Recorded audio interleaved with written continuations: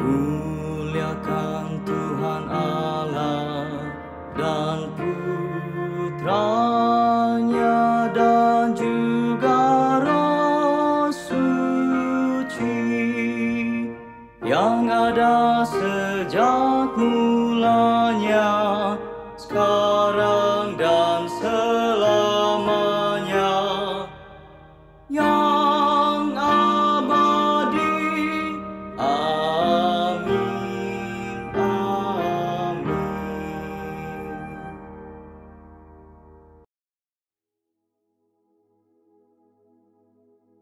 Shalom, salam damai dan salam kasih kepada kita semua. Firman Tuhan pada kali ini adalah untuk membawa kita lebih dekat lagi kepada Tuhan. Semoga nasihat firman Tuhan ini menjadi nasihat yang baik bagi kita masing-masing. Kita berdoa. Tuhan, berkatilah kami dan lindungi kami, agar firman yang kami dengar menjadi nasihat yang baik buat diri kami. Terima kasih dalam nama Yesus. Amin. Hari ini kita akan mempelajari satu firman Tuhan yang berjudul altruisme. Di dalam Efesus 5 ayat 2. Dan hiduplah di dalam kasih, sebagaimana Kristus Yesus juga telah mengasihi kamu dan telah menyerahkan dirinya untuk kita. Satu kisah, satu cerita yang akan sama-sama kita dengarkan. Judy dan Dick terkejut apabila dokter memberitahu mereka bahwa anak lelaki mereka dilahirkan. Judy dengan palsi cerebrum, yang bermakna dia tidak akan dapat bercakap atau berjalan sepanjang hidupnya. Sebagai pilihan, dokter menasihatkan mereka untuk meninggalkannya di pusat sokongan karena dia tidak akan sembuh. Apakah mereka menuruti kata daripada dokter ini? Sebagai ibu bapa, bagaimana perasaan jikalau kita dikatakan seperti itu dengan anak kita? Walau bagaimanapun ibu bapa ini membawa pulang anak laki mereka dan memutuskan untuk mengabdikan diri mereka menjaga dan mendidiknya.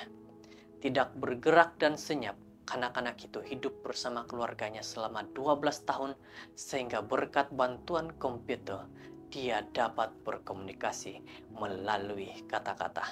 Inilah usaha daripada ibu bapa dengan kasih yang mereka ada terhadap anak yang mereka sayangi ini. Setelah diterima masuk ke sekolah awam di Boston, pada suatu hari dia menyatakan hasrat untuk menyertai perlombaan untuk keperluan rakan sekelas yang cedera.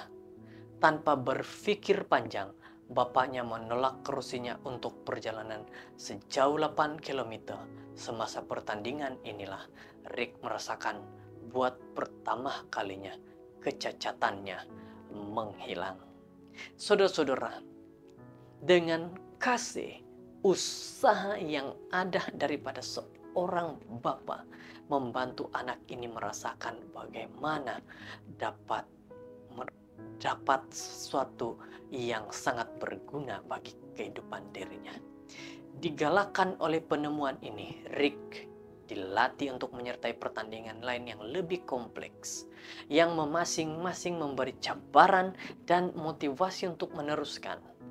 Sejak itu kedua-dua Rick dan bapaknya menyertai lebih daripada 1000 acara termasuk maraton, biathlon, dan pertandingan Ironman yang paling mencabar. Bukankah ini mengisahkan tentang usaha yang mereka ada, menunjukkan bahwa mereka mau menunjukkan bahwa kelemahan menjadi kekuatan. Saudara yang terkasih, semasa bapak berlari, berenang atau menunggang basikal, anak laki itu dibawa dari satu tempat ke tempat lain dalam pelukannya, di atas kerusi atau ditarik dengan rakit.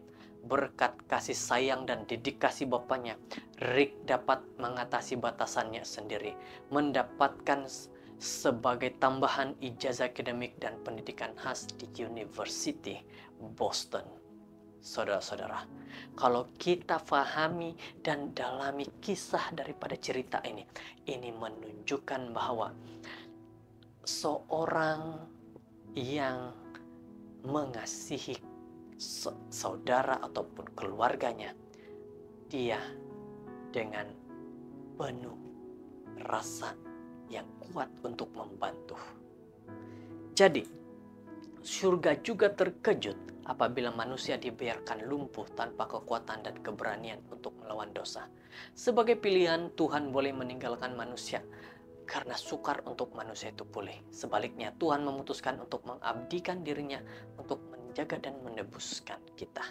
Daripada kisah ini menunjukkan bahwa Yesus sudah mendahului untuk menunjukkan kasih-Nya kepada manusia.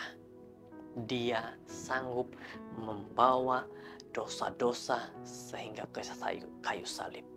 Juru selamat dunia menawarkan hidupnya supaya manusia dapat melepasi keterbatasan dan mencapai kesempurnaan tertinggi. Prinsip dedikasi ini ialah asas hukum Tuhan dan intipati keseluruhan agama Kristen. Ingatlah saudara-saudara, melalui Yesus Kristus, berkat kasih sayang dan dedikasi Tuhan, Anda boleh ingat bahwa Anda tidak bersendirian dalam perlombaan hidup Anda. Karena Tuhan yang abadi adalah tempat perlindunganmu, dan di bawahmu adalah lengan-lengan yang kekal. Jadi, Ulangan 33 ayat 27 kita boleh baca itu. Kami menjemput saudara-saudara untuk mempercayai persahabatan dengan Tuhan yang kekal. Ingatlah bahwa Tuhan ada hari ini buat saudara-saudara. Namun, ingat sesuatu yang penting. Rick mula merasa bebas hanya apabila mereka coba membantu rekan sekelas yang cedera.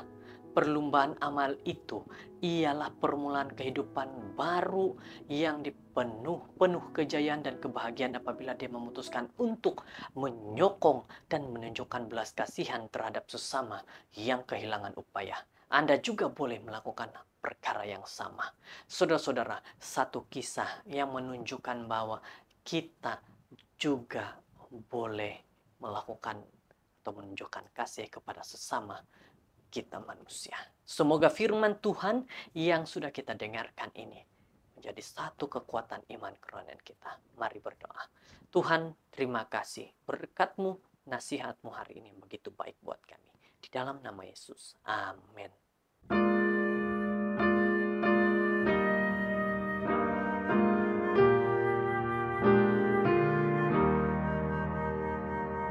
Muliakan Tuhan Allah dan Putranya dan juga Roh Suci yang ada sejak mulanya, sekarang dan selamanya.